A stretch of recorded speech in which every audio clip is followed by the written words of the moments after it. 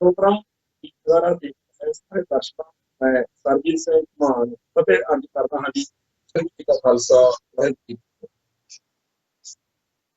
ਘੱਡੂਘਾਰਾ ਹਫ਼ਤਾ ਜਿਹੜਾ ਹੈ ਉਹ ਚੱਲ ਰਿਹਾ। ਇਹ ਸਾਰੇ ਸਿੱਖ ਸੰਸਾਰ ਦੇ ਵਿੱਚ ਸਾਰੇ ਹੀ ਸਿੱਖ ਆਪੋ ਆਪਣੇ ਢੰਗ ਤਰੀਕੇ ਨਾਲ ਉਹਨਾਂ ਸ਼ਹੀਦਾਂ ਨੂੰ ਯਾਦ ਕਰ ਰਹੇ ਨੇ ਜਿਨ੍ਹਾਂ ਧਰਮ ਹੇਤ ਸੀਸ ਵਾਰ।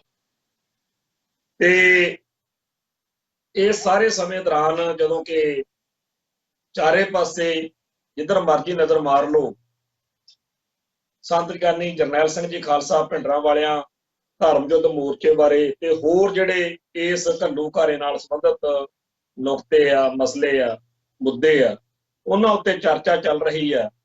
ਸੋਸ਼ਲ ਮੀਡੀਆ ਉੱਤੇ ਅੱਜ ਦੀ ਸਿੱਖ ਜਵਾਨੀ ਨੇ ਸੰਤ ਗਿਆਨੀ ਜਰਨੈਲ ਸਿੰਘ ਜੀ ਖਾਲਸਾ ਭਿੰਡਰਾਂ ਵਾਲਿਆਂ ਤੇ ਹੋਰ ਸ਼ਹੀਦਾਂ ਦੀਆਂ ਫੋਟੋਆਂ ਦਾ ਤੇ ਇਸ ਘਟਨਾਕ੍ਰਮ ਬਾਰੇ ਲਿਖੀਆਂ ਲਿਖਤਾਂ ਦਾ ਹੜ੍ਹ ਲਿਆਂਦਾ ਪਿਆ। ਤਾਂ ਇਹ ਸਾਰੇ ਸਮੇਂ ਦੌਰਾਨ ਮੈਨੂੰ ਜਿਹੜਾ ਹੈਗਾ ਇਹ ਕਹਿੰਦਿਆਂ ਹੋਇਆਂ ਥੋੜੀ ਜਿਹੀ ਸਕੂਨ ਜਾਂ ਤਸੱਲੀ ਦਾ ਅਹਿਸਾਸ ਹੋ ਰਿਹਾ ਕਿ ਜਿਹੜੀ ਭਾਰਤੀ ਹਕੂਮਤੀ ਮਸ਼ੀਨਰੀ ਨੇ ਅਰਬਾਂ ਖਰਬਾਂ ਰੁਪਈਏ ਖਰਚ ਕੇ ਸਿੱਖਾਂ ਦੇ ਮਨਾਂ ਵਿੱਚੋਂ ਸੰਤ ਭਿੰਡਰਾਂ ਵਾਲਿਆਂ ਤੇ ਹੋਰ ਜੁਝਾਰੂਆਂ ਦੇ ਖਿਲਾਫ ਨਫ਼ਰਤ ਪੈਦਾ ਕਰਨ ਦਾ ਪ੍ਰੋਜੈਕਟ ਤੋਰਿਆ ਹੋਇਆ ਉਹਦੀ ਨੰਗੀ ਚਿੱਟੀ ਹਾਰ ਹੋ ਰਹੀ। ਤੇ ਇਸੇ ਕਰਕੇ ਹੁਣ ਸਰਕਾਰ ਜਿਹੜੀ ਆ ਉਹ ਬਹੁਤ ਹੀ ਨੀਵੇਂ ਪੱਧਰ ਤੇ ਆ ਗਈ ਆ।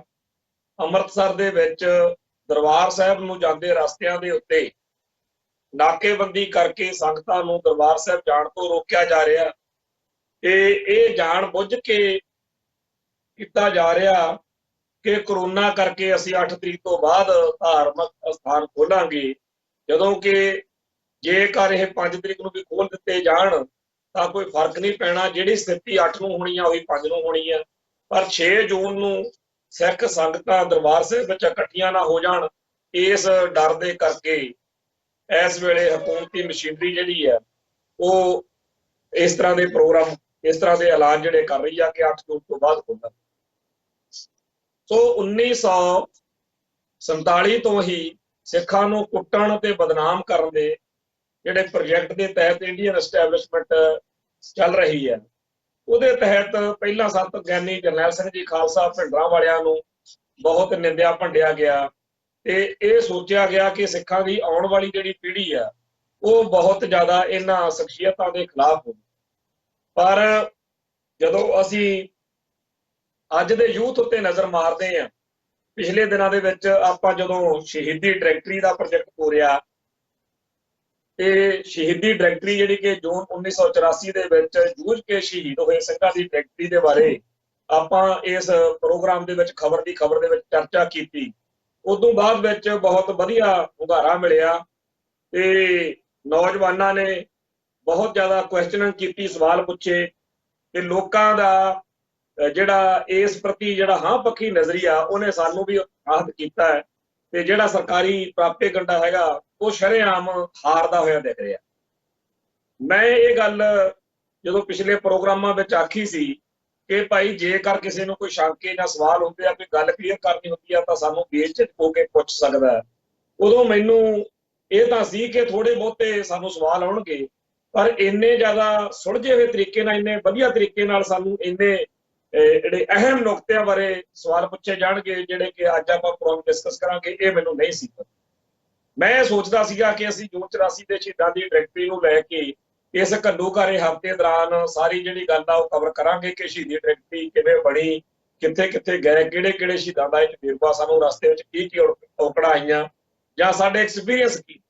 ਪਰ ਜਦੋਂ ਅਸੀਂ ਇਹ ਸਾਰਾ ਕੁਝ ਸ਼ਹੀਦੀ ਡਾਇਰੈਕਟਰੀ ਬਾਰੇ ਬੋਲ ਰਹੇ ਸੀਗੇ ਤੇ ਜਦੋਂ ਪਿਛਲੇ ਪ੍ਰੋਗਰਾਮ ਦੇ ਵਿੱਚ ਮੈਂ ਸੰਤ ਭਿੰਡਰਾਂ ਵਾਲਿਆਂ ਬਾਰੇ ਡਿਟੇਲਡ ਗੱਲ ਕਰ ਰਿਹਾ ਸੀ ਤਾਂ ਉਸ ਤੋਂ ਬਾਅਦ ਵਿੱਚ ਮੈਨੂੰ ਕੁਝ ਇਹੋ ਜਿਹੇ ਸਵਾਲ ਪੁੱਛੇ ਗਏ ਆ ਜਿਨ੍ਹਾਂ ਬਾਰੇ ਚਰਚਾ ਕਰਨੀ ਜ਼ਰੂਰੀ ਬਣਦੀ ਆ। ਇਹ ਤੋਂ ਪਹਿਲਾਂ ਕਿ ਆਪਾਂ ਸ਼ਹੀਦੀ ਡਾਇਰੈਕਟਰੀ ਦੇ ਸਫ਼ਰ ਤੇ ਅਗਲੇ ਜਿਹੜੇ ਵੇਰਵੇ ਆ ਉਹ ਸਾਂਝੇ ਕਰਾਂ ਤੇ ਮੈਨੂੰ ਇਹ ਜ਼ਰੂਰੀ ਲੱਗਿਆ ਕਿਉਂਕਿ ਘੱਲੂਘਾਰੇ ਹਫ਼ਤੇ ਦੇ ਦੌਰਾਨ ਉਹਨਾਂ ਨੌਜਵਾਨ ਬੱਚੇ ਬੱਚੀਆਂ ਨੇ ਜਿਹੜੇ ਸਵਾਲ ਕੀਤੇ ਆ ਉਹਨਾਂ ਦੇ ਪਿੱਛੇ ਇੱਕ ਬੜਾ ਵਧੀਆ ਮਾਹੌਲ ਖੜਾ।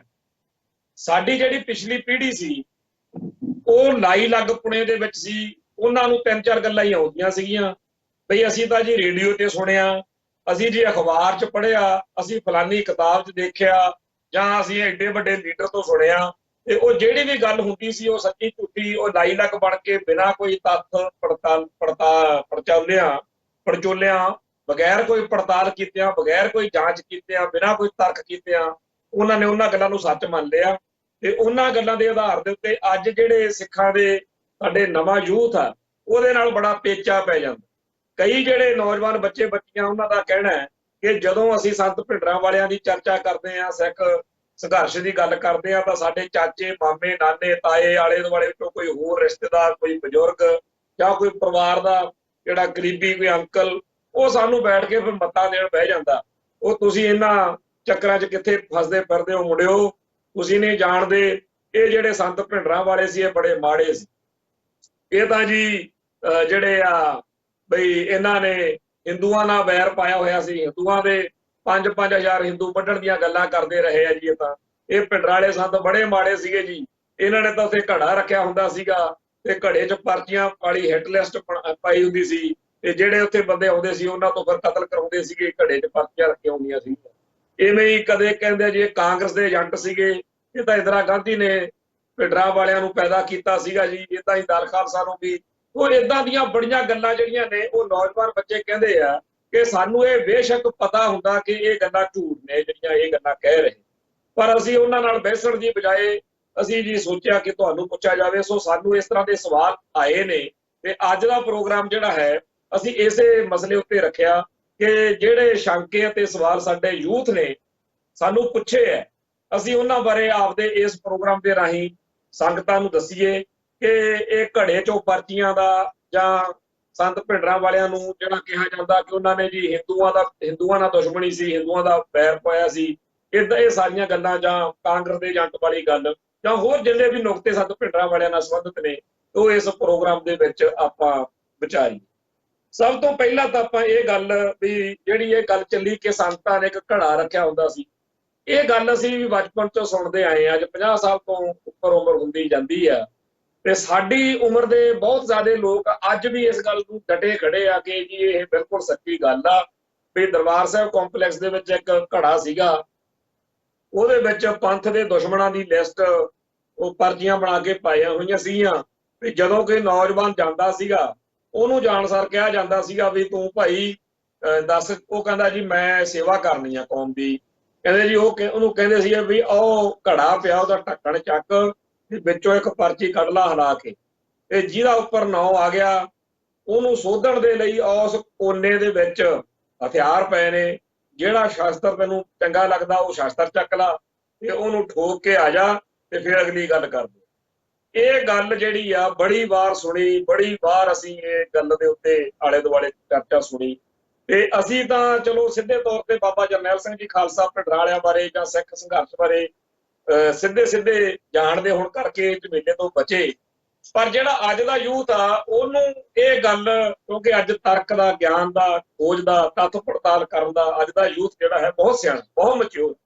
ਮੈਂ ਜੀ ਆਇਆਂ ਕਹਿੰਦਾ ਇਹੋ ਜਿਹੇ ਸ਼ੰਕੇ ਤੇ ਸਵਾਲ ਕਰਨ ਵਾਲਿਆਂ ਨੂੰ, ਕਿਉਂਕਿ ਭਾਵਨਾ ਕੁਝ ਸਮਝਣ ਦੀ ਹੈ ਤੇ ਜਦੋਂ ਕੋਈ ਸਮਝਣਾ ਚਾਹੁੰਦਾ ਹੋਵੇ ਉੱਥੇ ਆਨੰਦ ਆਉਂਦਾ ਗੱਲ ਕਰਨ। ਤੇ ਮੈਨੂੰ ਇਹ ਗੱਲ ਜਦੋਂ ਆਈ ਤੇ ਮੈਂ ਇਹਦੇ ਬਾਰੇ ਸਾਰਾ ਸਮਝਣਾ ਚਾਹਿਆ ਵੀ ਇਹ ਮਸਲਾ ਹੈ ਕੀ ਸੀ, ਤਾਂ ਬੜੀ ਹੈਰਾਨੀ ਹੋਈ ਕਿ ਜਿਹੜੇ ਇੰਡੀਅਨ ਸਟੇਟ ਦੇ ਨਾਲ ਕਹਿੰਦੇ ਅਸੀਂ ਲੜ ਰਹੇ ਹਾਂ, ਖੱਬੇ ਪੱਖੀ ਧਿਰਾਂ ਵਾਲੇ, ਬਾਗੀ, ਇਨਕਲਾਬੀ, ਨਕਸਲਾਈਟ, ਕਾਮਰੇਡ, ਇਹ ਸਾਰਾ ਪੁਆੜਾ ਇਹਨਾਂ ਦਾ ਪਾਇਆ ਹੋਇਆ ਨਿਕਲਿਆ। ਪਤਾ ਇਹ ਲੱਗਿਆ ਬਈ ਜਿਹੜਾ ਨਕਸਲਾਈਟਾਂ ਦਾ ਇੱਕ ਗਰੁੱਪ ਸੀ ਪੂਲਾ ਰੈਡੀ ਗਰੁੱਪ, ਇਸ ਪੂਲਾ ਰੈਡੀ ਗਰੁੱਪ ਦੇ ਵਿੱਚੋਂ ਇੱਕ ਟੀਮ ਬਣੀ ਸੀ ਸੈਂਟਰਲ ਟੀਮ, ਜਿਹਨੂੰ ਸੀਟੀ ਕਹਿ ਕੇ ਯਾਦ ਕਰਦੇ ਸੀ ਇਹ ਲੋਕ। ਤੇ ਇਹਨਾਂ ਨੇ ਇਸ ਗਰੁੱਪ ਦੇ ਵਿੱਚ ਇੱਕ ਸਰਜੀਤ ਸਿੰਘ ਭੱਟੀ ਸੀਗਾ, ਇੱਕ ਅਮੋਲਕ ਸਿੰਘ, ਸ਼ਿੰਗਾਰਾ ਸਿੰਘ ਤੇ ਨਾਜਰ ਸਿੰਘ ਘੁਡਾਣੀ ਕਲਾਂ, ਹਰਜੀਤ ਸਿੰਘ, ਇਹਨਾਂ ਸਾਰਿਆਂ ਨੇ ਮਿਲ ਕੇ ਇੱਕ ਮੈਗਜ਼ੀਨ ਕੱਢਣਾ ਸ਼ੁਰੂ ਕੀਤਾ ਜਿਹਦਾ ਨਾਂ ਸੀ ਸੁਰਖ ਰੇਖਾ। ਤੇ ਸੁਰਖ ਰੇਖਾ ਮੈਗਜ਼ੀਨ ਦੇ ਵਿੱਚ ਸੰਤ ਭਿੰਡਰਾਂਵਾਲਿਆਂ ਬਾਰੇ, ਦਰਬਾਰ ਸਾਹਿਬ ਕੰਪਲੈਕਸ ਬਾਰੇ, ਧਰਮਯੁੱਧ ਮੋਰਚੇ ਬਾਰੇ, ਸਿੱਖ ਲੀਡਰਾਂ ਬਾਰੇ ਤੇ ਸਿੱਖਾਂ ਦੇ ਉਸ ਦੌਰ ਦੇ ਜਿਹੜੇ ਨਾਇਕ ਸੀ ਉਹਨਾਂ ਬਾਰੇ ਬੇਹੱਦ ਮਨੋਕਲਪਤ ਗਪੌੜੇ ਜਿਹੜੇ ਆ ਲਿਖ ਕੇ ਲੋਕਾਂ ਦੇ ਬ੍ਰੇਨ ਵਾਸ਼ ਕੀਤੇ ਜਾਂਦੇ ਸੀ ਕਿ ਇਹ ਲੋਕ ਬਹੁਤ ਮਾੜੇ ਆ ਜਿਹੜੇ ਧਰਮਯੁੱਧ ਮੋਰਚਾ ਲਾਈ ਬੈਠੇ। ਸੋ ਇਹ ਜਿਹੜੇ ਸੁਰਖ ਰੇਖਾ ਦੇ ਵਿੱਚ ਲਿਖਣ ਵਾਲੇ ਤਾਂ ਵੈਸੇ ਸਾਰੇ ਹੀ ਇੱਕੋ ਜਿਹੀ ਕੈਟਾਗਰੀ ਦੇ ਸੀਗੇ ਪਰ ਜਿਹੜਾ ਸਭ ਤੋਂ ਮਾੜਾ ਲਿਖਣ ਵਾਲਾ ਬੰਦਾ ਹੋਇਆ ਉਹ ਸਰਜੀਤ ਭੱਟੀ ਹੋਇਆ।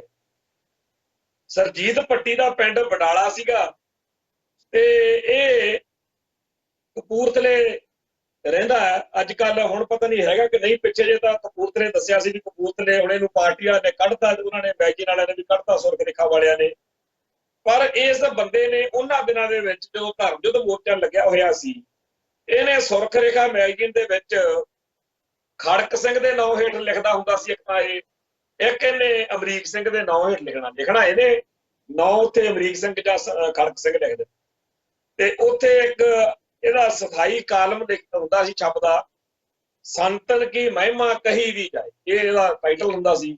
ਉਹਦੇ ਵਿੱਚ ਸੰਤ ਭਿੰਡਰਾਂ ਵਾਲਿਆਂ ਦੇ ਬਾਰੇ ਜੋ ਨੀਚਤਾ ਭਰੇ ਬੋਲ, ਜੋ ਮਨੋਕਲਪਤ ਗਪੌੜੇ ਨੇ ਲਿਖਣੇ, ਉਹਦੇ ਵਿੱਚ ਹੀ ਇਹਨੇ ਦਾਅਵਾ ਕਰਨਾ ਵੀ ਮੈਂ ਉੱਥੇ ਦਰਬਾਰ ਸਾਹਿਬ ਕੰਪਲੈਕਸ ਦੇ ਵਿੱਚ ਹੀ ਰਹਿਣਾ ਤੇ ਸੰਤ ਭਿੰਡਰਾਂ ਵਾਲਿਆਂ ਦੀ ਹਰ ਸਰਗਰਮੀ ਉੱਤੇ ਮੇਰੀ ਬਾਜ ਵਾਲੀ ਅੱਖ, ਮੈਂ ਸਾਰਾ ਕੁਝ ਚਸ਼ਮਦੀਦ ਗਵਾਹ ਹਾਂ। ਮੈਂ ਇਦਾਂ ਇਹਨੇ ਲਿਖਣੀ ਗੱਲ।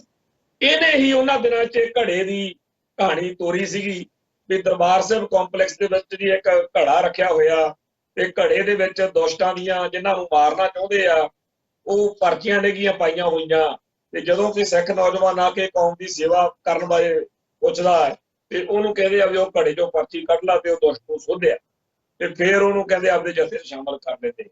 ਇਹ ਸਾਰੀ ਜਿਹੜੀ ਇਹਨੇ ਸਰਜੀਤ ਸਿੰਘ ਭੱਟੀ ਨੇ, ਬਡਾਲੇ ਪਿੰਡ ਵਾਲੇ ਨੇ, ਕਪੂਰਥਲੇ ਜ਼ਿਲ੍ਹੇ ਵਾਲੇ ਨੇ, ਇਹ ਇਸ ਤਰੀਕੇ ਨਾਲ ਇੰਨੇ ਧੜੱਲੇ ਨਾਲ ਝੂਠ ਬੋਲਣਾ, ਇੰਨੀ ਇਹਨੇ ਤੇ ਬਾਕੀ ਹੋਰ ਵੀ ਹੋਸ਼ਾਪਣ, ਬਹੁਤ ਨੀਚ ਗੱਲਾਂ ਆਪਦੇ ਇਹ ਮੈਗਜ਼ੀਨ 'ਚ ਲਿਖਦਾ ਰਿਹਾ ਤੇ ਨਾਂ ਆਪਦਾ ਨਹੀਂ ਦੇਣਾ, ਕਦੇ ਅਮੋਲਕ ਸਿੰਘ ਅਮਰੀਕ ਸਿੰਘ ਤੇ ਕਦੇ ਖੜਕ ਸਿੰਘ, ਏਦਾਂ ਨਾਂ ਇਹ ਜਿਹੜੇ ਲਿਖੇ। ਜਿਹੜੇ ਇਹਨਾਂ ਦੇ ਹੋਰ ਪਰਚੇ ਸੀ ਨਕਸਲੀਆਂ ਦੇ, ਜਨਤਕ ਲੀਹ, ਹਰਾਵਲ ਦਸਤਾ, ਜੈਕਾਰਾ, ਇਹਨਾਂ 'ਚ ਵੀ ਸਿੱਖਾਂ ਦੇ ਖਿਲਾਫ ਧਰਮ ਯੁੱਧ ਮੋਰਚੇ ਦੇ ਖਿਲਾਫ ਭੰਡੀ ਪ੍ਰਚਾਰ ਚੱਲਦਾ ਸੀਗਾ। ਤੇ ਉਹਨਾਂ ਦਿਨਾਂ ਦੇ ਵਿੱਚ ਇਹਨਾਂ ਬੰਦਿਆਂ 'ਚ ਇੱਕ ਕੰਪੀਟੀਸ਼ਨ ਹੋਇਆ ਸੀਗਾ ਕਿ ਕਿਹੜਾ ਬੰਦਾ ਜ਼ਿਆਦਾ ਸਿੱਖਾਂ ਨੂੰ ਚੜਾ ਸਕਦਾ, ਜ਼ਿਆਦਾ ਸਿੱਖਾਂ ਨੂੰ ਜਲੀਲ ਕਰ ਸਕਦਾ। ਉਹਦੇ ਵਿੱਚ ਅਵਤਾਰ ਪਾਸ਼, ਇਹ ਸਰਜੀਤ ਭੱਟੀ, ਇਹ ਸਾਰੇ ਇਹਨਾਂ ਦੇ ਵਿੱਚ ਬਹੁਤ ਵੱਡੀ ਆਪਸ ਵਿੱਚ ਇੱਕ ਕਸ਼ਮਕਸ਼ ਵੀ ਜ਼ਿਆਦਾ ਮਾੜੀ ਗੱਲ, ਜ਼ਿਆਦਾ ਘਟੀਆ ਗੱਲ ਕਿਹੜਾ ਲਿਖਦਾ। ਉਹ ਬਹੁਤ ਨੀਚਤਾ ਭਰੀਆਂ ਗੱਲਾਂ ਇਹ ਲੋਕ ਲਿਖਦੇ ਰਹੇ ਤੇ ਉਹ ਲੋਕਾਂ ਦੇ ਕਈ ਜਿਹੜੇ ਉਦੋਂ ਮਾਹੌਲ ਇਹੋ ਜਿਹਾ ਸੀਗਾ ਕਿ ਪੋਲਰਾਈਜੇਸ਼ਨ ਸਿੱਧੀ ਹੋਈ ਸੀ। ਜਿਹੜੇ ਸਿੱਖੀ ਦੇ ਉਲਟ ਲੋਕ ਸੀ ਉਹਨਾਂ ਨੂੰ ਇਹ ਮਸਾਲਾ ਬੜਾ ਚੰਗਾ ਲੱਗਦਾ। ਜਿਹੜੇ ਆ ਲਾਲਾ ਜਗਤ ਨਾਰਾਇਣ ਐਂਡ ਕੰਪਨੀ ਆ, ਇਹਨਾਂ ਨੂੰ ਬੜਾ ਵਧੀਆ ਲੱਗਣਾ, ਪੁਲਿਸ ਵਾਲਿਆਂ ਨੂੰ ਵਧੀਆ ਲੱਗਣਾ, ਹਿੰਦੂ ਕੱਟੜਪੰਥੀਆਂ ਨੂੰ ਵਧੀਆ ਲੱਗਣਾ, ਕਾਮਰੇਡਾਂ ਨੂੰ ਤਾਂ ਵਧੀਆ ਲੱਗਣਾ ਹੀ ਸੀ। ਹੋਰ ਵੀ ਜਿੰਨੇ ਸਿੱਖੀ ਅਤੇ ਸਿੱਖਾਂ ਦੇ ਉਲਟ ਚੱਲਦੇ ਲੋਕ ਨੇ ਉਹਨਾਂ ਨੂੰ ਇਹ ਗੱਲ ਬੜੀ ਵਧੀਆ ਲੱਗਦੀ ਸੀ ਕਿ ਕਈ ਇੰਨਾ ਵਧੀਆ ਮਸਾਲਾ ਇਹਦੇ ਚੋਂ ਪੜ੍ਹਨ ਨੂੰ ਮਿਲਦਾ ਸੁਰਖ ਰੇਖਾ ਚੋਂ। ਇਹਨਾਂ ਨੇ ਚਟਖਾਰੇ ਲੈ ਕੇ ਉਹ ਝੂਠ, ਉਹ ਗਪੌੜੇ ਜਿਹੜੇ ਆ ਉਹ ਪੜ੍ਹਨੇ ਤੇ ਇਹ ਗੱਲਾਂ ਅੱਗੇ ਪ੍ਰਚਾਰਨੀਆਂ। ਤੇ ਪਿੰਡਾਂ ਦੇ ਵਿੱਚ ਉਦੋਂ ਕਈ ਥਾਵਾਂ ਦੇ ਉੱਤੇ ਬਜ਼ੁਰਗ ਬੈਠੇ ਹੋਣੇ, ਉਹਨਾਂ ਨੂੰ ਇਹਨਾਂ ਕਾਮਰੇਡਾਂ ਨੇ, ਇਹਨਾਂ ਮਾੜੇ ਬੰਦਿਆਂ ਨੇ ਕਹਿਣਾ ਦੇਖੋ ਜੀ ਮੈਗਜ਼ੀਨ 'ਚ ਛਪਿਆ, ਉੱਥੇ ਘੜਾ ਰੱਖਿਆ ਹੋਇਆ, ਘੜੇ 'ਚ ਪਰਚੀਆਂ ਨੇਗੀਆਂ ਤੇ ਉਹ ਏਦਾਂ ਮਾਰਦੇ ਆ ਜੀ, ਆਹ ਕਰਦੇ ਆ, ਉਹ ਕਰਦੇ ਆ। ਇਹ ਜਿਹੜੀ ਸਾਰੀ ਲੋਕਾਂ ਦੇ ਘਰਾਂ ਮਨਾਂ ਦੇ ਵਿੱਚ ਗੱਲ ਵਸਾਉਣ ਦੀ ਇਹਦੀ ਤਰਕੀਬ ਸੀ। ਹੁਣ ਆਮ ਬੰਦੇ, ਸਾਡਾ ਜਿਹੜਾ ਪੇਂਡੂ ਸਮਾਜ ਆ ਉਹਦੇ ਵਿੱਚ ਆਮ ਬੰਦਾ ਲਿਖੇ ਹੋਏ ਸ਼ਬਦਾਂ ਤੇ ਯਕੀਨ ਬੜਾ ਕਰਦਾ। ਕਈ ਤਾਂ ਕਹਿੰਦੇ ਬਸ ਜੀ ਅਖਬਾਰ ਤੇ ਛਪਿਆ। ਹੁਣ ਅਖਬਾਰ, ਇੱਕ ਖਬਰ ਮੈਂ ਇੱਥੇ ਪੰਜਾਬੀ ਟ੍ਰਿਬਿਊਨ ਦੀ ਪਈ ਆ, ਉਹਦੇ 'ਚ ਲਿਖਿਆ ਬਈ ਭਿੰਡਰਾਂਵਾਲਾ ਕਾਂਗਰਸ ਦਾ ਏਜੰਟ, ਮਗਰ ਸਵਾਲੀਆ ਨਿਸ਼ਾਨ ਲਾਇਆ। ਉਹ ਪਰ ਆਮ ਜਿਹੜਾ ਪੇਂਡੂ ਬੰਦਾ ਹੈ ਉਹਨੂੰ ਨਹੀਂ ਸਮਝ ਲੱਗਦੀ ਕਿ ਸਵਾਲੀਆ ਨਿਸ਼ਾਨ ਦੇ ਕੀ ਅਰਥ ਨੇ। ਉਹ ਕਹਿੰਦਾ ਕਿ ਲੈ ਭਿੰਡਰਾਂਵਾਲਾ ਕਾਂਗਰਸ ਦਾ ਏਜੰਟ, ਉਹ ਇਉਂ ਪੜ੍ਹਦਾ ਇਸ ਗੱਲ ਨੂੰ। ਉਹ ਏਦਾਂ ਦੀ ਪੀੜੀ ਪੱਤਰਕਾਰੀ, ਜਿਹੜਾ ਆਪਾਂ ਬਾਣੀ 'ਚ ਪੜ੍ਹਦੇ ਆ ਨਾ ਵੀ ਕਾਲੇ ਲੇਖ ਲਿਖਣ ਤੋਂ ਸੱਚੇ ਪਾਤਸ਼ਾਹ ਨੇ ਮਨਾ ਕੀਤਾ ਵੀ ਜੇ ਤੈਨੂੰ ਇੰਨੀ ਅਕਲ ਵਾ, ਜੇ ਤੈਨੂੰ ਲਿਖਣਾ ਬੋਲਣਾ ਆ ਗਿਆ ਤੇ ਉਹ ਗੱਲਾਂ ਨਾ ਲਿਖ, ਜਿਹੜੇ ਕਾਲੇ ਲੇਖ ਨਾ ਲਿਖ। ਪਰ ਇੱਥੇ ਕਾਲੇ ਲੇਖ ਲਿਖਣੇ ਤੇ ਖਾਸ ਤੌਰ ਤੇ ਸਿੱਖੀ ਨੂੰ ਜਾਂ ਬਾਬਾ ਜਰਨੈਲ ਸਿੰਘ ਨੂੰ ਬਦਨਾਮ ਕਰਨ ਵਾਲੀਆਂ, ਕਰਤਾਰ ਕੁਸ਼ੀ ਵਾਲੀਆਂ ਗੱਲਾਂ, ਇਹ ਸਾਰਾ ਕੁਝ ਜਿਹੜਾ ਸੀ ਲਿਖ ਕੇ ਉਹ ਸੁਰਖ ਰੇਖਾ ਵਰਗੇ ਜਾਂ ਹੋਰ ਇਹੋ ਜਿਹੇ ਮੈਗਜ਼ੀਨਾਂ ਰਾਹੀਂ ਜੋ ਕੁਝ ਪਿਛਲੇ ਸਮਿਆਂ 'ਚ ਕੀਤਾ ਗਿਆ, ਜੇ ਉਹਦੇ ਉੱਤੇ ਲੰਬਾ ਚੌੜਾ, ਕਿਉਂਕਿ ਅੱਜ ਦੇ ਯੂਥ ਨੂੰ ਇਹ ਬੜਾ ਇੱਕ ਵੱਡਾ ਟਾਸਕ ਵਾ ਔਰ ਮੈਂ ਚਾਹੁੰਦਾ ਕਿ ਕੋਈ ਨੌਜਵਾਨ ਨਿੱਤਰੇ ਤੇ ਇਸ ਉੱਤੇ PhD ਵਾਂਗੂ ਰਿਸਰਚ ਕਰੇ ਪੂਰੀ, ਕਿ ਉਹਨਾਂ ਦਿਨਾਂ ਦੇ ਵਿੱਚ ਇਹ ਸੁਰਖ ਰੇਖਾ ਵਰਗੇ ਮੈਗਜ਼ੀਨਾਂ ਰਾਹੀਂ ਕਿਵੇਂ ਝੂਠ ਫੈਲਾਇਆ ਗਿਆ। ਤੇ ਇਸ ਝੂਠ ਨੂੰ, ਹੈਰਾਨੀ ਦੀ ਗੱਲ ਇਹ ਆ ਕਿ ਇਹ ਆਪਦੇ ਆਪ ਨੂੰ ਇਨਕਲਾਬੀ ਯੋਧੇ ਕਹਿੰਦੇ ਆ। ਇਹ ਕਹਿੰਦੇ ਜੀ ਅਸੀਂ ਇਸ ਮੁਲਕ ਦੇ ਸਿਸਟਮ ਦੇ ਉਲਟ ਵਾਂ, ਪਰ ਇਹ ਉਸ ਮੌਕੇ ਭਾਰਤੀ ਹਕੂਮਤੀ ਸਿਸਟਮ ਨੂੰ ਇਹ ਬੰਦੇ ਆਪਦੇ ਦਿਲਦਾਰ ਤੇ ਆਪਦੇ ਕਰੀਬੀ ਤੇ ਆਪਦੇ ਨੇੜੇ ਲੱਗਦੇ। ਉਹਨਾਂ ਦਿਨਾਂ ਦੇ ਵਿੱਚ ਇਹ ਜਿਹੜੇ ਸਾਰੇ ਖੱਬੇ ਪੱਖੀ ਸੱਜੇ ਪੱਖੀ ਹੋਰ ਜਿਹੜਾ ਲੜਨ ਪਲੜ ਸਾਰਾ ਲਾਣਾ ਸੀਗਾ, ਇਹ ਇਕਜੁੱਟ ਹੋ ਗਿਆ ਤੇ ਦਿੱਲੀ ਤੇ ਨਾਗਪੁਰ ਦੇ ਨਾਲ ਮਿਲ ਕੇ ਸਿੱਖੀ ਦੇ ਉਲਟ, ਸੰਤ ਭਿੰਡਰਾਂ ਵਾਲਿਆਂ ਦੇ ਖਾਸ ਤੌਰ ਤੇ ਉਲਟ ਜਿਹੜਾ ਕੁਛ ਇਹ ਕੂੜ ਪ੍ਰਚਾਰ ਉਦੋਂ ਕਰਦੇ। ਇਹਨਾਂ ਨੂੰ ਫਿਰ ਉਦੋਂ ਜਿਹੜਾ ਸੀ ਸਰਕਾਰੀ ਅਸਲਾ ਵੀ ਮਿਲਿਆ, ਇਹਨਾਂ ਨੇ ਸਿਕਿਉਰਟੀਆਂ ਵੀ ਲਈਆਂ, ਇਹਨਾਂ ਨੂੰ ਮਾਇਆ ਦੇ ਗੱਫੇ ਵੀ ਮਿਲੇ, ਤੇ ਫਿਰ ਇਹਨਾਂ ਦੀਆਂ ਲਿਖਤਾਂ ਜਿਹੜੀਆਂ ਸੀ ਉਹ ਭਾਰਤ ਸਰਕਾਰ ਨੂੰ ਫਿਰ ਡਰਾਉਣੋਂ ਹਟ ਗਈਆਂ। ਆ ਜਿਹੜੀ ਅਵਤਾਰ ਪਾਸ਼ਾ ਇਹਦੀਆਂ ਕਵਿਤਾਵਾਂ ਤਾਂ ਇੱਕ ਪਾਸੇ ਵੀ ਕਵਿਤਾਵਾਂ ਸਰਕਾਰ ਪੜਾਉਂਦੀ ਆ, ਇਹਦੀ ਤਾਂ ਉੱਥੇ ਹਰਿਆਣੇ ਦੇ ਵਿੱਚ ਪੁਲਿਸ ਲਾਈਨ ਦੇ ਵਿੱਚ ਵੀ ਉੱਥੇ ਇਹਦੀ ਲਾਇਬ੍ਰੇਰੀ ਵੀ ਬਣਾਈ ਆ, ਇਹਦੀ ਫੋਟੋ ਵੀ ਲਾਈ ਫਿਰਦੇ ਆ। ਤੇ ਇਹ ਜਿਹੜਾ ਕਹਿੰਦੇ ਜੀ ਅਸੀਂ ਇਨਕਲਾਬੀ ਆ, ਅਸੀਂ ਸਟੇਟ ਦੇ ਉਲਟਾ, ਅਸੀਂ ਜ਼ੁਲਮਾਂ ਦੇ ਉਲਟਾ ਜ਼ਾਲਮ ਹਕੂਮਤ ਆ ਕਹਿੰਦੇ ਇੰਡੀਆ ਦੀ, ਇੱਕ ਪਾਸੇ ਉਸੇ ਸਟੇਟ ਨੂੰ ਜ਼ਾਲਮ ਕਹਿੰਦੇ ਰਹਿੰਦੇ ਆ ਤੇ ਉਹਦੇ ਹੀ ਅਧੀਨ ਚੱਲ ਕੇ ਨਜ਼ਾਰੇ ਵੀ ਲੈਂਦੇ। ਤੋ ਇਹ ਹਕੂਮਤੀ ਸੰਦ ਬਣ ਕੇ ਲੋਕਾਂ ਦੀ ਮੁਕਤੀ ਦੇ ਲਈ ਚੱਲ ਰਹੇ ਧਰਮ ਯੁੱਧ ਮੋਰਚੇ ਦੇ ਵਿੱਚ ਇਹਨਾਂ ਨੇ ਇੰਨਾ ਜ਼ਿਆਦਾ ਕੂੜ ਪ੍ਰਚਾਰ ਕੀਤਾ ਵੀ ਆ ਜਿਹੜੀ ਘੜਿਆਂ ਵਾਲੀ ਕਹਾਣੀ ਆ ਨਾ, ਇਹ ਸਾਰੀ ਜਿਹੜੀ ਆ ਇਹ ਸਰਜੀਤ ਭੱਟੀ ਹੁੰਦਾ ਸੀ ਬਡਾਲੇ ਦਾ। ਤੇ ਇਹ ਜੇ ਇਹਦੇ ਬਾਰੇ ਹੋਰ ਜ਼ਿਆਦਾ ਜਾਣਕਾਰੀ ਲੈਣੀ ਹੈ ਤਾਂ ਇਹ ਜਿਹੜਾ ਆਪਣੇ ਰਾਜਵਿੰਦਰ ਸਿੰਘ ਰਾਹੀ ਹੈ, ਉਹਨਾਂ ਦੀ ਇੱਕ ਕਿਤਾਬ ਆਈ ਸੀ ਸੰਤ ਰਾਮ ਉਦਾਸੀ ਦੀਆਂ ਕਵਿਤਾਵਾਂ ਦੇ ਬਾਰੇ। ਸੰਤ ਰਾਮ ਉਦਾਸੀ ਦੀਆਂ ਕਵਿਤਾਵਾਂ ਇਕੱਠੀਆਂ ਕਰਕੇ ਤੇ ਹੋਰ ਜਿਹੜਾ ਆਲੇ ਦੁਆਲੇ ਉਹ ਜ਼ਰੂਰੀ ਲੋੜੀਂਦਾ ਮਟੀਰੀਅਲ ਸੀ, ਉਹ ਸਾਰਾ ਮੈਟਰ ਇਕੱਠਾ ਕਰਕੇ ਜਿਹੜਾ ਉਹਨੇ ਇੱਕ ਬਹੁਤ ਵੱਡਾ ਰਾਜਵਿੰਦਰ ਸਿੰਘ ਰਾਹੀ ਨੇ ਕੰਮ ਕੀਤਾ, ਕਮੀਆਂ ਦੇ ਵਿਹੜੇ ਦਾ ਸੂਰਜ, ਲੋਕ ਕਵੀ ਸੰਤ ਰਾਮ ਉਦਾਸੀ। ਜਦੋਂ ਇਹ ਪੜ੍ਹਦੇ ਆ ਤਾਂ ਉਹਦੇ ਮੂਹਰੇ ਇਹ ਸਾਰੀ ਦਾਸਤਾਨ ਲਿਖੀ ਹੋਈ ਆ ਕਿ ਕਿਵੇਂ ਖੱਬੇ ਪੱਖੀਆਂ ਨੇ, ਕਾਮਰੇਡਾਂ ਨੇ, ਨਕਸਲੀਆਂ ਨੇ, ਇਹਨਾਂ ਲੋਕਾਂ ਨੇ ਧਰਮ ਯੁੱਧ ਮੋਰਚੇ ਦਾ ਜਾਂ 1978 ਤੋਂ ਚੱਲੇ ਸਿੱਖ ਹੱਕਾਂ ਲਈ ਸੰਘਰਸ਼ ਦਾ ਕਿਸ ਤਰੀਕੇ ਨਾਲ ਇਹਨਾਂ ਨੇ ਵਿਰੋਧ ਕੀਤਾ। ਇੱਕ ਤਾਂ ਵਿਰੋਧ ਹੁੰਦਾ ਵੀ ਗੱਲ ਚੱਕ ਕੇ ਚਲੋ ਲੜਿਆ, ਤੇ ਆਹ ਜਿਹੜਾ ਨਵੇਕਲਾ ਹੀ ਕੰਮ ਦੇਖਿਆ ਇਤਿਹਾਸ ਵਿੱਚ ਬਈ ਜਿਹੜੇ ਲੋਕ ਸੰਤ ਗਿਆਨੀ ਜਰਨੈਲ ਸਿੰਘ ਜੀ ਖਾਲਸਾ ਭਿੰਡਰਾਂ ਵਾਲਿਆਂ ਦੇ ਸਮਰਥਕ ਨੇ, ਉਹਨਾਂ ਦੇ ਮਨਾਂ ਵਿੱਚ ਨਫ਼ਰਤ ਪੈਦਾ ਕਰ, ਤੇ ਇਹ ਇੱਕ ਬਹੁਤ ਹੀ ਜ਼ਿਆਦਾ ਘਿਨਾਉਣਾ ਕੰਮ ਆ। ਤੇ ਇਹ ਜੇ ਲੜਨਾ ਹੀ ਆ ਤਾਂ ਹੈਕ ਚ ਵੱਜੋ ਅਗਲੇ ਦੇ। ਪਰ ਇਸ ਕੂੜ ਪ੍ਰਚਾਰ ਦਾ ਅਸਰ ਇਹ ਹੋਇਆ ਕਿ ਅੱਜ ਵੀ ਬਹੁਤ ਸਾਰੇ ਲੋਕ ਸਾਡੇ ਜਿਹੜੇ ਨੇ ਉਹ ਇਸੇ ਵਹਿਮ ਚ ਨੇ ਤੇ ਵੀ ਜੇ ਉੱਥੇ ਘੜਾ ਰੱਖਿਆ ਹੁੰਦਾ, ਆ ਜਿਹੜੇ ਬਾਦਲ ਦਲੀਏ ਲੀਡਰ ਨੇ ਇਹ ਉਦੋਂ ਪੂਰੇ ਉਦੋਂ ਵੀ ਤੇ ਅੱਜ ਵੀ ਇਹ ਬਾਬਾ ਜਰਨੈਲ ਸਿੰਘ ਦੇ ਖਿਲਾਫ ਨੇ। ਇਹਨਾਂ ਦੀ ਬਾਬਾ ਜਰਨੈਲ ਸਿੰਘ ਇਹਨਾਂ ਨੂੰ ਸੂਤ ਨਹੀਂ ਪੈਂਦਾ, ਇਹਨਾਂ ਨੂੰ ਲੱਗਦਾ ਕਿ ਉਹ ਤਾਂ ਜੀ ਸਾਡੇ ਲਈ ਕੰਡੇ ਬੀਜਦੇ ਜੀ, ਉਹਦਾ ਸਾਡੇ ਲਈ ਬੜਾ ਔਖਾ ਕਰਦਾ, ਕਿਉਂਕਿ ਇਹਦਾ ਵਿਚਾਰੇ ਸੱਤਾ ਸੁੱਤਾ ਮੰਨਣ ਵਾਲੇ MLA MP ਬਣੋ, ਸ਼੍ਰੋਮਣੀ ਕਮੇਟੀ ਮੈਂਬਰ ਬਣੋ, ਕੁਰਸੀਆਂ ਦਾ ਨਿੱਘ ਬਣੋ। ਉਹ ਬਾਬਾ ਜਰਨੈਲ ਸਿੰਘ ਦਾ ਕੁਛ ਹਿਸਾਬ ਕਿਤਾਬ ਵੱਖਰਾ ਸੀ। ਉਹ ਬਾਬਾ ਜਰਨੈਲ ਸਿੰਘ ਨੇ ਜੇ ਘੜਾ ਰੱਖਿਆ ਹੁੰਦਾ ਤਾਂ ਇਹ ਲੋਕ ਜਿਹੜੇ ਨੇ ਇਹ ਗੱਲ ਨਾ ਕਰਦੇ। ਅੱਜ ਤੱਕ ਕਦੇ ਕਿਸੇ ਅਕਾਲੀ ਲੀਡਰ ਦੀ ਸਟੇਟਮੈਂਟ, ਕਦੇ ਕਿਸੇ ਹੋਰ ਨੇ ਕਿਹਾ ਕਿ ਮੈਂ ਕੀ ਘੜਾ ਦੇਖਿਆ। ਤੇ ਇਹ ਜਿਹੜਾ ਸਵਾਲ ਸੀ ਇਹ 1984 ਤੋਂ ਬਾਅਦ ਜਦੋਂ ਫੜੇ ਗਏ ਆਪਣੇ ਸਿੰਘ, ਬੜੇ ਕਈ ਤਾਂ ਸ਼ਹੀਦ ਹੋ ਗਏ, ਕਈ ਬਾਹਰ ਨਿਕਲ ਗਏ। ਕੀ ਜਿਹੜੇ ਬਾਅਦ ਵਿੱਚ ਸੰਘਰਸ਼ ਵਿੱਚ ਵਿਚਰੇ ਅੱਜ ਤੋਂ ਨਿਕਲ ਗਏ ਸੀ, ਭਾਈ ਸੁਖਦੇਵ ਸਿੰਘ ਬੱਬਰ ਵਰਗੇ, ਭਾਈ ਕੰਵਰ ਸਿੰਘ ਧਾਮੀ, ਭਾਈ ਚਰਨਜੀਤ ਸਿੰਘ ਚੰਨੀ ਤਲਵੰਡੀ, ਹੋਰ ਬੜੇ ਜਿਹੜਾ ਸੀ ਜਿਹੜੇ ਤੋਂ ਨਿਕਲ ਗਏ, ਜਾਂ ਜਿਹੜੇ ਫੜੇ ਗਏ ਜੋਧਪੁਰ ਚਲੇ ਗਏ। ਕਦੇ ਕਿਸੇ ਨੇ ਆਖਿਆ ਵੀ ਹਾਂ ਮੈਂ ਉਹ ਘੜਾ ਦੇਖਿਆ? ਅੱਜ ਵੀ ਬਥੇਰੇ ਜਾਉਂਦੇ ਫਿਰਦੇ। ਉਹ ਘੜਾ ਦਰਬਾਰ ਸਾਹਿਬ ਦੇ ਵਿੱਚ ਅੰਦਰ ਰਹਿੰਦੇ ਹੋਏ ਲੋਕਾਂ ਦਾ ਦਿਖਿਆ ਨਹੀਂ, ਤੇ ਆਹ ਕਾਮਰੇਡ ਸਰਜੀਤ ਭੱਟੀ ਨੂੰ ਜਿੱਤਿਆ ਘਰੇ ਬੈਠੇ। ਤੇ ਜੇ ਉਹ ਘੜਾ ਹੋਵੇ ਵੀ ਚਲੋ ਮੰਨ ਲੈਂਦੇ ਆ ਇੱਕ ਸਕਿੰਟ ਲਈ, ਤਾਂ ਉਹ ਘੜਾ ਜਿਹੜਾ ਹੈ ਜੇ ਦੋਸਤਾਂ ਦੀ ਉਹਦੇ ਵਿੱਚ ਲਿਸਟ ਪਾਈ ਹੋਈ ਆ ਤੇ ਪਰਚੀਆਂ ਪਾਈਆਂ ਹੋਈਆਂ, ਤੇ ਜੇਕਰ ਕੋਈ ਬੰਦਾ ਆ ਕੇ ਬਾਬਾ ਜਰਨੈਲ ਸਿੰਘ ਨੂੰ ਕਹੇ ਕਿ ਜੀ ਮੈਂ ਪੰਥ ਦੀ ਸੇਵਾ ਕਰਨੀ ਆ, ਤੇ ਉਹਨੂੰ ਆਉਣ ਸਾਰ ਹੀ ਕਹਿ ਦੇਣਗੇ ਵੀ ਆਓ ਚੱਕ ਪਿਸਤੌਲ ਤੇ ਆਓ ਚੱਕ ਘੜੇ ਚੋਂ ਪਰਚੀ ਤੇ ਬੰਦੇ ਠੋਕੀ ਜਾ। ਉਹ ਬੰਦਾ ਕੌਣ ਆ, ਕਿੱਥੋਂ ਆਇਆ, ਉਹਦਾ ਬੈਕਗ੍ਰਾਉਂਡ ਕੀ ਆ, ਉਹ ਸਰਕਾਰ ਦਾ ਭੇਜਿਆ ਹੋਇਆ ਕੋਈ ਜਸੂਸ ਤਾਂ ਨਹੀਂ, ਉਹ ਕੋਈ ਗਦਾਰ ਤਾਂ ਨਹੀਂ, ਉਹ ਕੋਈ ਕਿਸੇ ਖੇਡ ਦਾ ਹਿੱਸਾ ਤਾਂ ਨਹੀਂ। ਤੇ ਇਹ ਜਿਹੜੀ ਇੰਨੀ ਹੋਈ ਮਤਲਬ ਬੇਸਮਝ ਸੀਗੀ ਲਹਿਰ ਦੀ ਲੀਡਰਸ਼ਿਪ ਕਿ ਅਣਜਾਣ ਬੰਦੇ ਨੂੰ ਹਥਿਆਰ ਚੁਕਾ ਕੇ ਤੋੜ ਦਿੰਦੇ ਹੁਣ। ਸੋ ਹਕੀਕਤ ਇਹ ਹੈਗੀ ਆ ਕਿ ਬਾਬਾ ਜਰਨੈਲ ਸਿੰਘ ਦਾ ਕਰਤਾਰ ਕੁਸ਼ੀ ਕਰਨ ਦੇ ਲਈ ਜਿਹੜੀਆਂ ਝੂਠੀਆਂ ਕਹਾਣੀਆਂ ਜੋੜੀਆਂ ਗਈਆਂ ਸੀ, ਉਹਦੇ ਵਿੱਚੋਂ ਇਹ ਇੱਕ ਕਹਾਣੀ ਸੀ। ਔਰ ਇਹ ਸਰਜੀਤ ਭੱਟੀ ਤੇ ਹੋਰ ਸਾਰੇ ਜਿਹੜੇ ਨੀਚ ਬਿਰਤੀ ਦੇ ਲੋਕ ਜਿਨ੍ਹਾਂ ਨੇ ਹੋਸ਼ਾਪਣ ਦਿਖਾਇਆ, ਇਹ ਉਹਨਾਂ ਦੀ ਕਰਤੂਤ ਵਾ। ਤੇ ਜਿੰਨੇ ਵੀ ਗੁਰਸਿੱਖ ਪਿਆਰੇ ਇਸ ਮਸਲੇ ਉੱਤੇ ਕੋਈ ਹੋਰ ਗੱਲ ਸਮਝਣੀ ਚਾਹੁੰਦੇ ਹੋਣ, ਉਹ ਰਾਜਵਿੰਦਰ ਸਿੰਘ ਰਾਹੀ ਦੀ ਜਿਹੜੀ ਲਿਖਤ ਵਾ, ਕਮੀਆਂ ਦੇ ਵਿਹੜੇ ਦਾ ਸੂਰਜ, ਲੋਕ ਕਵੀ ਸੰਤ ਰਾਮ ਉਦਾਸੀ, ਇਹ ਕਿਤਾਬ ਲੈਣ, ਇਹਦੇ ਚੋਂ ਪੜ੍ਹਨ ਤੇ ਇਹਨਾਂ ਨੂੰ ਸੌਖਾ ਹੀ ਸਮਝ ਲੱਗ ਜੂ ਵੀ ਅੱਛਾ ਇਹ ਜਿਹੜਾ ਪੁਆੜਾ ਇਹ ਕਿਵੇਂ ਪਾਇਆ।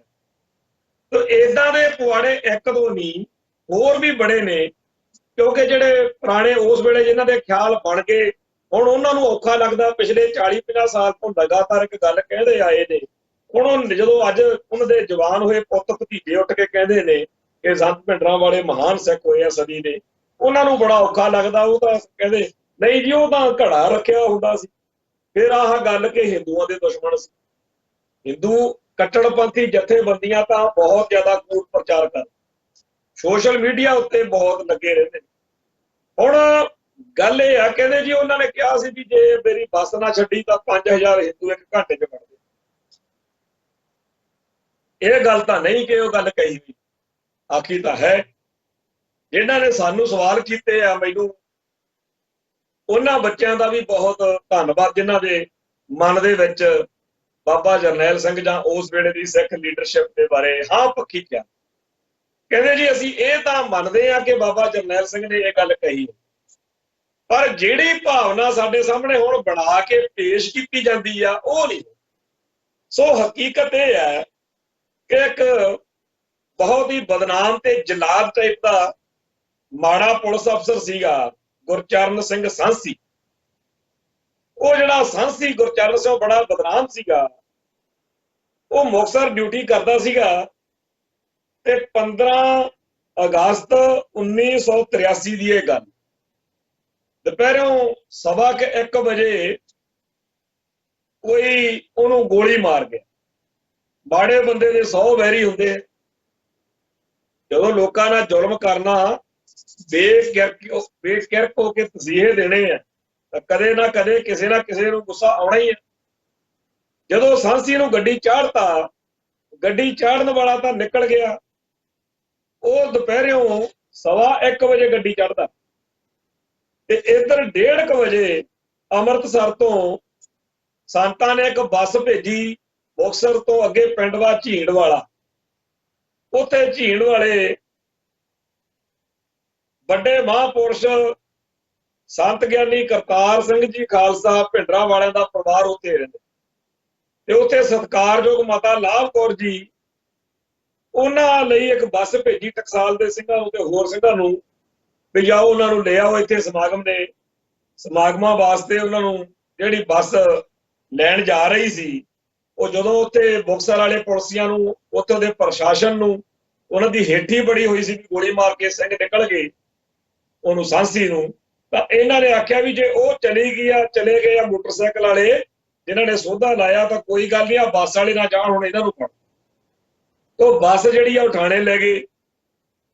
ਹੁਣ ਇਸ ਗੱਲ ਨੂੰ ਥੋੜਾ ਜਿਹਾ ਸਮਝਣ ਦੀ ਲੋੜ ਹੈ ਕਿ ਜਦੋਂ 1982 ਚ ਧਰਮ ਯੁੱਧ ਮੋਰਚਾ ਸ਼ੁਰੂ ਹੋਇਆ, ਉਹਦੀ ਕਹਾਣੀ ਕੀ ਸੀ। ਕਹਾਣੀ ਇਹ ਬਣੀ ਕਿ ਸੰਤ ਭਿੰਡਰਾਂ ਵਾਲਿਆਂ ਦੇ ਕੋਲੋਂ ਕੁਝ ਸਿੰਘ ਜਿਹੜੇ ਸੀ ਉਹ ਜੀਪ ਦੇ ਉੱਤੇ ਜਦੋਂ ਲੰਘੇ ਤਾਂ ਬਿਆਸ ਵਾਲੇ ਥਾਣੇਦਾਰ ਨੇ ਰੋਕ ਲਿਆ ਤੇ ਉਹਨਾਂ ਦੀ ਗ੍ਰਿਫਤਾਰੀ ਕਰ। ਹੁਣ ਉਹ ਜਿਹੜੇ ਗ੍ਰਿਫਤਾਰ ਹੋਏ ਸੀ ਸਿੰਘ, ਉਹਨਾਂ ਦੀ ਪੈਰਵਾਈ ਲਈ ਭਾਈ ਅਮਰੀਕ ਸਿੰਘ ਜੀ ਤੇ ਬਾਬਾ ਠਾਰਾ ਸਿੰਘ ਜੀ, ਇਹਨਾਂ ਨੂੰ ਭੇਜਿਆ। ਇਹਨਾਂ ਤੇ ਵੀ ਮੁਕੱਦਮਾ ਦਰਜ ਕਰਤਾ।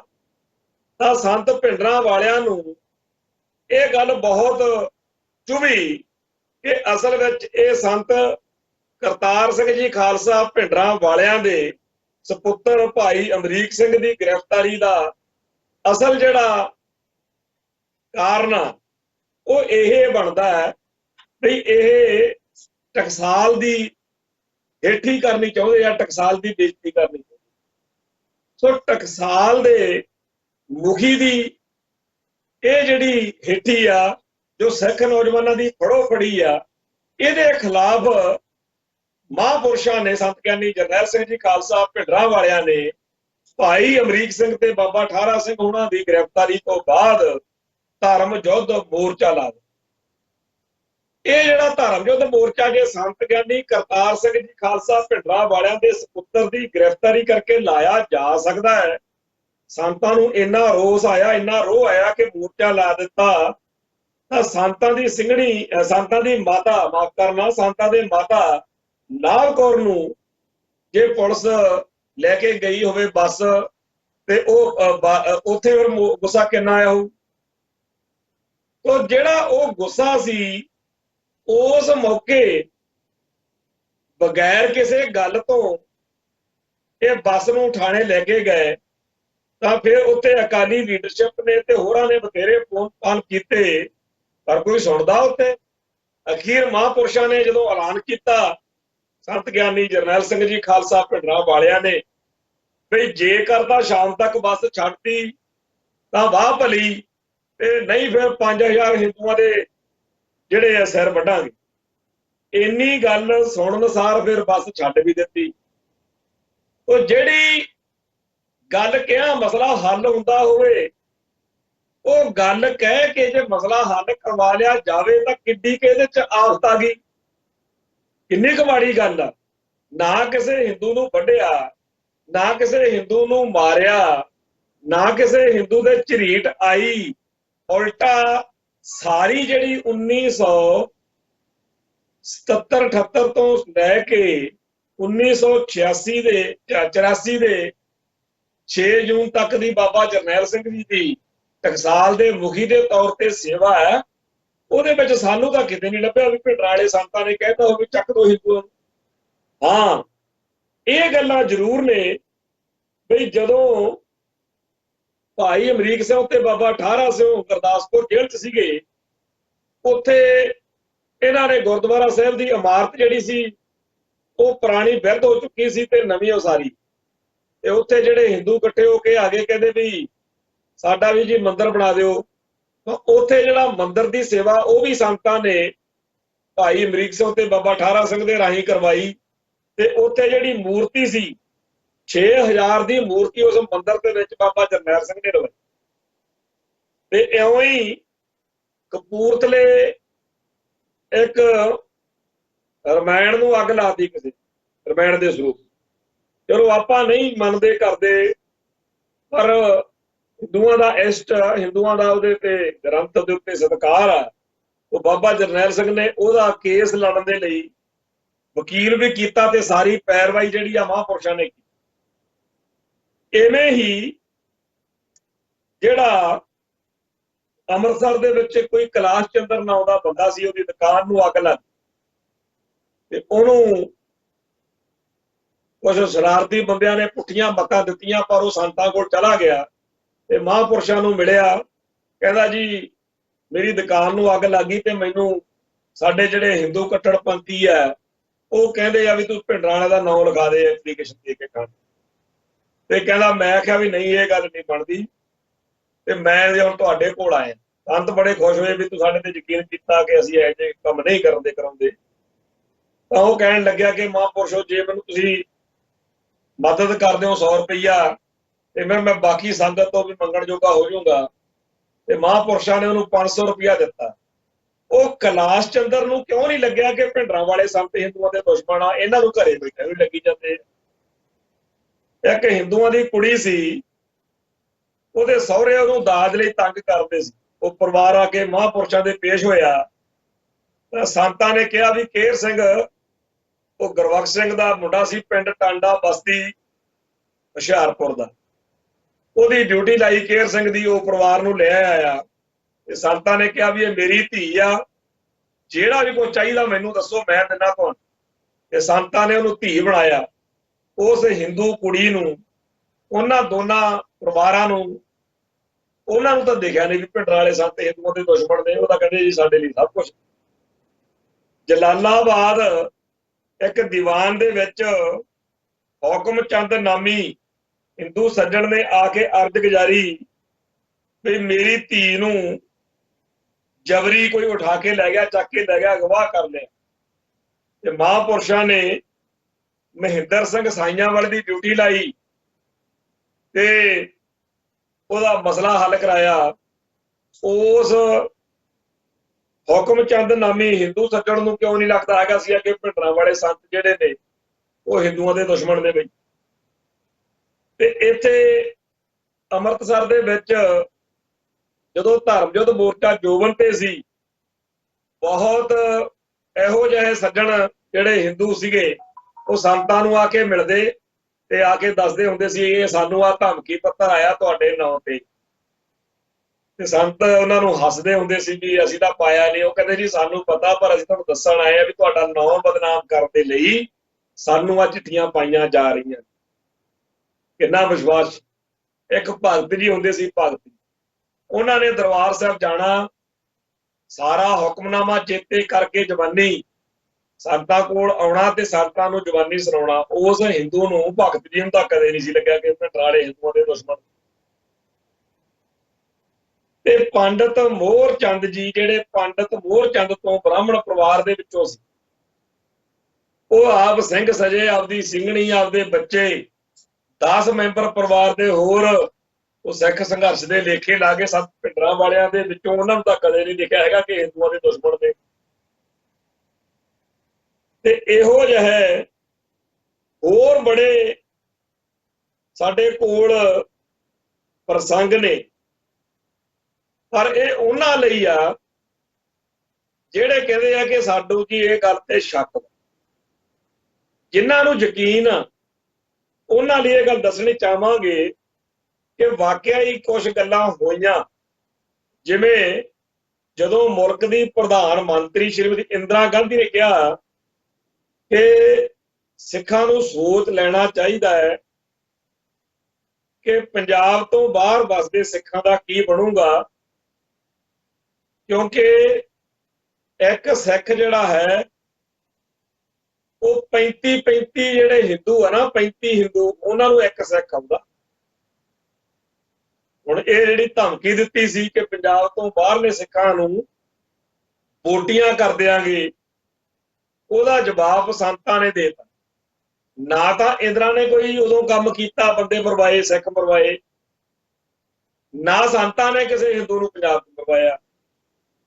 ਜਿਹੋ ਜਿਹੀ ਸਟੇਟਮੈਂਟ, ਜਿਹੋ ਜਿਹਾ ਬਿਆਨ ਇੰਦਰਾ ਨੇ ਦੇਤਾ, ਉਹੋ ਜਿਹਾ ਸੰਤਾਂ ਨੇ ਦੇਤਾ।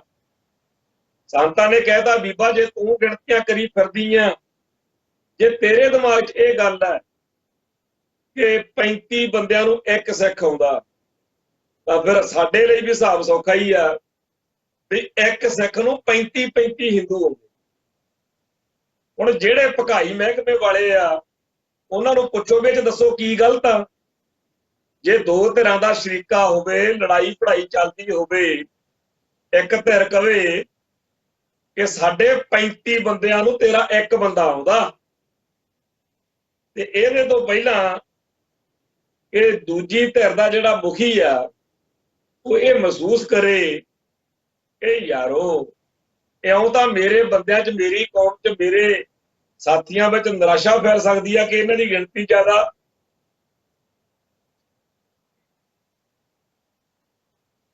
ਤੇ ਉਸ ਗੱਲ ਦੇ ਵਿੱਚ ਬਰਾਬਰ ਗੱਲ ਕਰਨੀ ਪੈਂਦੀ ਆ। ਤੇ ਸੰਤਾਂ ਨੇ ਬਿਲਕੁਲ ਠੀਕ ਜਵਾਬ ਦਿੱਤਾ ਕਿ ਭਾਈ ਜੇ ਤੁਸੀਂ ਗਿਣਤੀਆਂ ਕਰੀ ਫਿਰਦੇ ਆ ਤੇ ਅਸੀਂ ਵੀ ਫਿਰ ਹਿਸਾਬ ਜਿਹਾ ਲਾ ਲੈਂਦੇ ਆ ਵੀ 35 ਜਿਹੜੇ ਨੇ ਉਹ ਇੱਕ ਨੂੰ ਆਉਂਦੇ ਆ ਫਿਰ ਸਾਡੇ। ਸੋ ਇਹ ਜਿਹੜਾ ਸਾਰਾ ਕੁਝ ਚੱਲ ਰਿਹਾ, ਇਹਦੇ ਵਿੱਚ ਮੁੱਖ ਤੌਰ ਤੇ ਚੱਕਰ ਇਹੀ ਆ ਕਿ ਸੰਤਾਂ ਦੀ ਗੱਲ ਨੂੰ ਪ੍ਰਸੰਗ ਨਾਲੋਂ ਤੋੜ ਕੇ, ਘਟਨਾਕ੍ਰਮ ਨਾਲੋਂ ਤੋੜ ਕੇ ਉਹਨੂੰ ਭੜਕਵੇਂ ਜਿਹੇ ਲਹਿਜੇ 'ਚ ਪੇਸ਼ ਕਰੋ ਤਾਂ ਕਿ ਵੱਧ ਤੋਂ ਵੱਧ ਲੋਕਾਂ ਦੇ ਮਨਾਂ 'ਚ ਸੰਤਾਂ ਦੇ ਖਿਲਾਫ ਗੱਲ ਬਣੇ। ਪਰ ਕਮਾਲ ਦੀ ਗੱਲ ਹੋਈ ਆ ਕਿ ਪਿਛਲੇ 30-35 ਸਾਲਾਂ ਤੋਂ ਭਕਾਈ ਮਹਿਕਮੇ ਨੇ ਕੋਈ ਕਸਰ ਨਹੀਂ ਛੱਡੀ ਹਰ ਸਾਲ ਮਣਾ ਮੂੰਹ ਰਕਮਾਂ ਖਰਚੀਆਂ ਜਾਂਦੀਆਂ ਨੇ, ਪੈਸੇ ਦੇ ਕੇ ਬੰਦੇ ਸੋਸ਼ਲ ਮੀਡੀਆ ਤੇ ਵੀ ਬਿਠਾ ਦਿੱਤੇ ਗਏ ਨੇ ਕਿ ਸੰਤਾਂ ਨੂੰ ਭੰਡੋ। ਪਰ ਜਿਹੜਾ ਉਹਨਾਂ ਦਾ ਨਿਸ਼ਾਨਾ, ਜਿਹੜੀ ਉਹਨਾਂ ਦੀ ਮੰਦ ਭਾਵਨਾ, ਮਨੋਰਥ ਵਾ ਜਿਹੜਾ ਕਿ ਸੰਤ ਭਿੰਡਰਾਂ ਵਾਲਿਆਂ ਦੇ ਖਿਲਾਫ ਇੰਨਾ ਕੂੜ ਪ੍ਰਚਾਰ ਕਰੋ ਕਿ ਸਿੱਖਾਂ ਦੀ ਜਿਹੜੀ ਨਵੀਂ ਪੌਦ ਆ, ਜਿਹੜਾ ਨਵਾਂ ਯੂਥ ਆ, ਉਹਦੇ ਸਾਰਿਆਂ ਦੇ ਮਨਾਂ ਦੇ ਵਿੱਚ ਗਲਤ ਖਿਆਲਾਤ ਭਾਰੂ ਹੋ ਜਾਣ। ਪਰ ਕਮਾਲ ਦੇਖੋ ਕਿ ਸਾਰੇ ਦੇ ਸਾਰੇ ਜਿਹੜੇ ਯੂਥ ਦੇ ਮਨਾਂ ਵਿੱਚ ਹਾਂ ਪੱਖੀ ਖਿਆਲ ਨੇ, ਉਹ ਉਲਟਾ ਆਪਦੇ ਬਜ਼ੁਰਗਾਂ ਜਾਂ ਆਪਦੀ ਪਿਛਲੀ ਪੀੜ੍ਹੀ ਦੇ ਮਨਾਂ 'ਚ ਜਿਹੜੀਆਂ ਗਲਤ ਫਹਿਮੀਆਂ ਪਈਆਂ ਹੋਈਆਂ ਨੇ।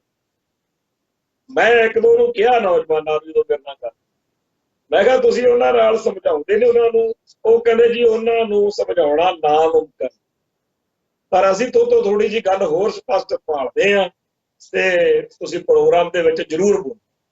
ਤਾਂ ਮੈਨੂੰ ਇਹ ਗੱਲ ਕਹਿਣ ਦੇ ਵਿੱਚ ਬੜੀ ਸਕੂਨ, ਬੜਾ ਤਸੱਲੀ ਜੀ ਹੋ ਰਹੀ ਹੈ ਕਿ ਸਾਡਾ ਜਿਹੜਾ ਯੂਥ ਆ ਉਹ ਲਾਈ ਲੱਗ ਨਹੀਂ ਹੈ। ਨਹੀਂ ਤਾਂ ਪਿੱਛੇ ਜੇ ਇੱਕ ਕਿਤਾਬ ਆਈ ਡਾਕਟਰ ਸੰਗਤ ਸਿੰਘ ਦੀ, ਉਹ ਸਰਕਾਰੀ ਅਧਿਕਾਰੀ ਰਿਟਾਇਰ ਹੋਣ ਤੋਂ ਬਾਅਦ ਉਹਨੇ ਕਿਤਾਬ ਲਿਖੀ, ਹੁਣ ਤਾਂ ਡੈਥ ਹੋ। ਉਹਨੇ ਆਪਦੀ ਕਿਤਾਬ ਜਿਹੜੀ ਆ ਬਹੁਤ ਹੀ ਸ਼ਾਨਦਾਰ ਤੇ ਵਧੀਆ ਤਰੀਕੇ ਨਾਲ ਲਿਖੀ।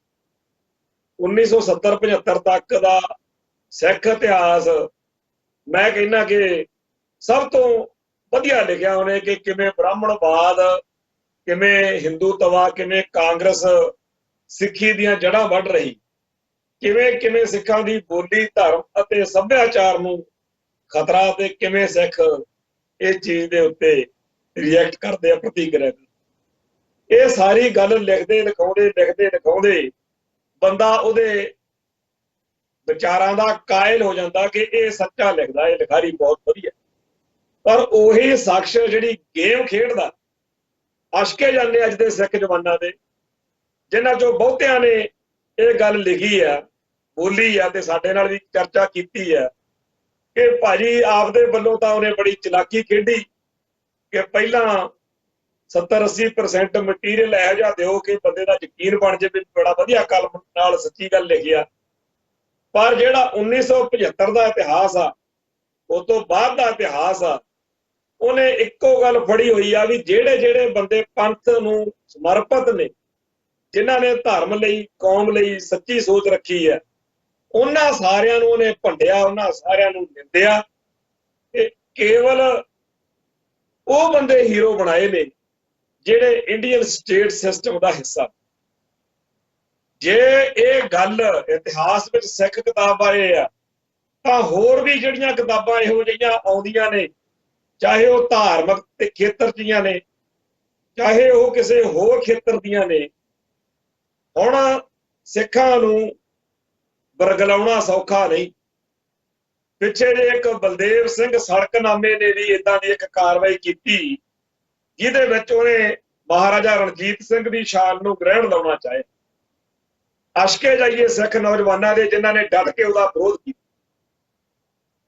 ਹੁਣ ਗੱਲ ਇਹ ਆ ਕਿ ਸੰਤ ਭਿੰਡਰਾਂ ਵਾਲਿਆਂ ਨੂੰ ਇੰਨਾ ਜ਼ਿਆਦਾ ਨਿਸ਼ਾਨੇ ਤੇ ਕਿਉਂ ਰੱਖਿਆ ਜਾਂਦਾ, ਕਿਉਂ ਭੰਡਿਆ ਜਾਂਦਾ?